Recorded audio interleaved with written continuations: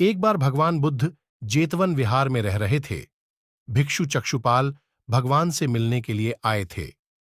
उनके आगमन के साथ उनकी दिनचर्या, व्यवहार और गुणों की चर्चा भी हुई। भिक्षु चक्षुपाल अंधे थे।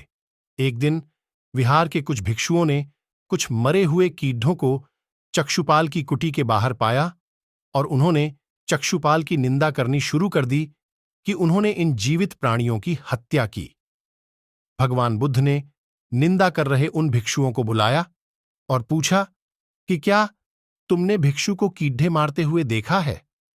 उन्होंने उत्तर दिया, नहीं।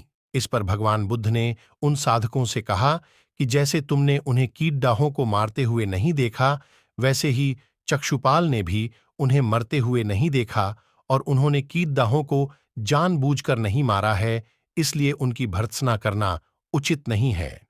भिक्षुओं ने इसके बाद पूछा कि चक्षुपाल अंधे क्यों हैं?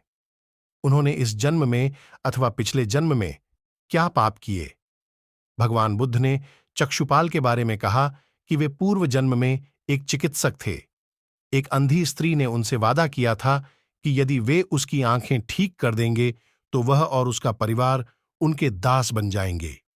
स्त्री की आंखें ठीक हो गईं, पर उसने दासी बनने के भय से यह मानने से इनकार कर दिया। चिकित्सक को तो पता था कि उस स्त्री की आंखें ठीक हो गई हैं। वह झूठ बोल रही है। उसे सबक सिखाने के लिए या बदला लेने के लिए चक्षुपाल ने दूसरी दवा दी। उस दवा से महिला फिर अंधी हो गई।